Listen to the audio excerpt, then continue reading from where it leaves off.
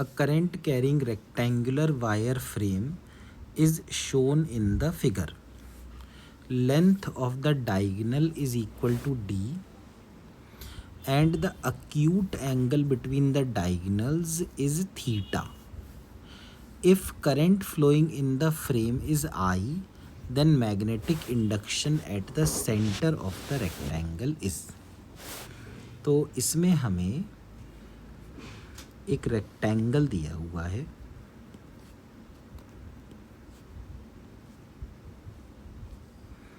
इस तरह का,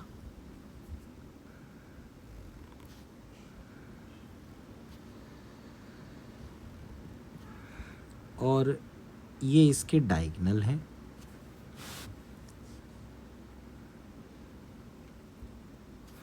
इन्होंने जो डायगोनल की लेंथ बताई है वो तो d बताई है, इसका मतलब ये सारी लेंथ d/2 हो जाएंगी हर लेंथ, और साथ में ये बताया है कि ये वाला एंगल थीटा है, तो ये भी थीटा हो जाएगा और ये पूरा हो जाएगा 180 माइनस थीटा, और ये भी हो जाएगा 180 माइनस थीटा।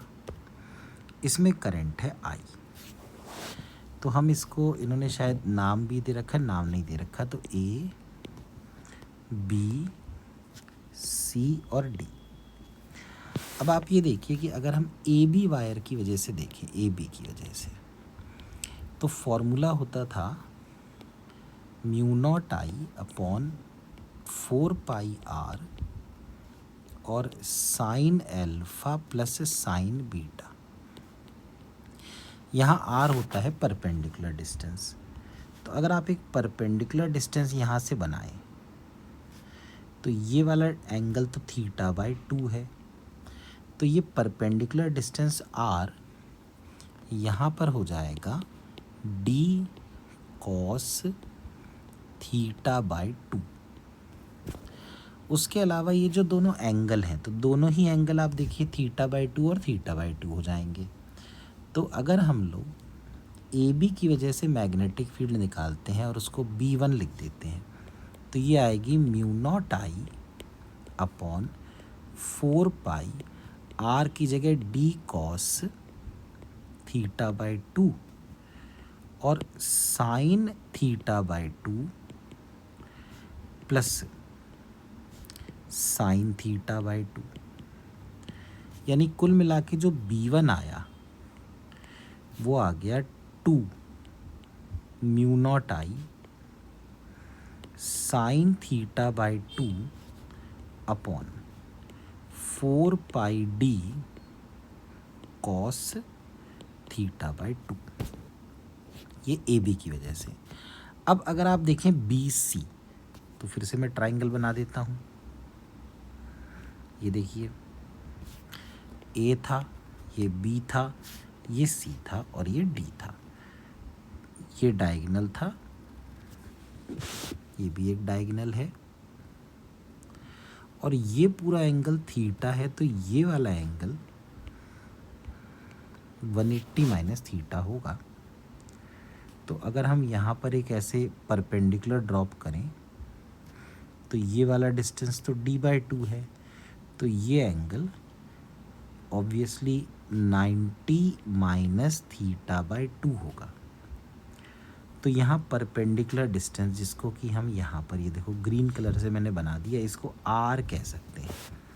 तो r की वैल्यू होगी d/2 cos 90 माइनस θ/2, यानी r की वैल्यू आएगी d/2 साइन θ/2।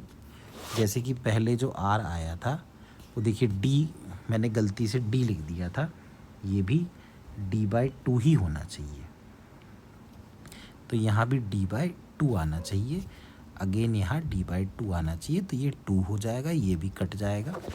तो B1 की वैल्यू आ गई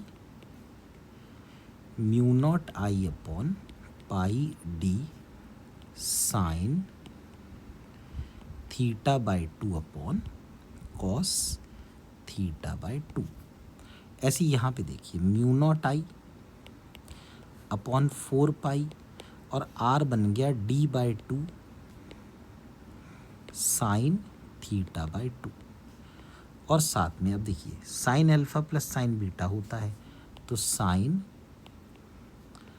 90 minus theta by 2 plus sine 90 minus theta by 2, यानी कि ये बन गया mu naught I upon 2 pi D sine theta by 2, इसको B2 लिख लेते हैं,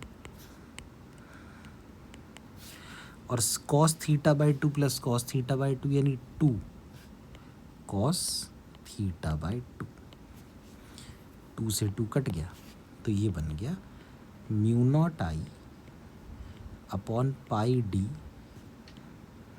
cos theta by 2 upon sine theta by 2। आप देखिए जो B1 आया था उसमें ऊपर साइन थीटा बाई 2 था और नीचे कॉस थीटा बाई 2 था। अब नेट मैग्नेटिक फील्ड जो होगी वो हो जाएगी 2B1 प्लस 2B2, यानी 2 तो कॉमन आ गया और B1 प्लस B2, तो B1 B2 में हम mu naught I upon pi D ले लेते हैं बाहर, तो ये आ जाएगा sign theta by 2 upon cos theta by 2 plus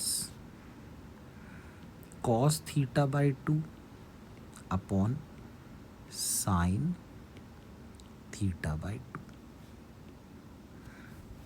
ये बंद कर देता हूँ, तो ये बन जाएगा 2 mu naught I upon pi D, और अगर आप LCM लेंगे साइन थीटा बाई 2 और कॉस थीटा बाई 2 का, तो देखिए sine square theta by 2 plus cos square theta by 2 1 हो जाएगा। तो हम एक काम करते हैं, 2 से ऊपर मल्टीप्लाई कर देते हैं और 2 से नीचे मल्टीप्लाई कर देते हैं, तो ये आ जाएगा 4 mu naught I upon pi D और साइन थीटा, तो 4 mu naught I upon pi D sine theta. देखते हैं कि कौन सा ऑप्शन मैच करता है। 4 mu naught I upon pi D sine theta, तो इसका ऑप्शन मैच कर रहा है ऑप्शन नंबर 3।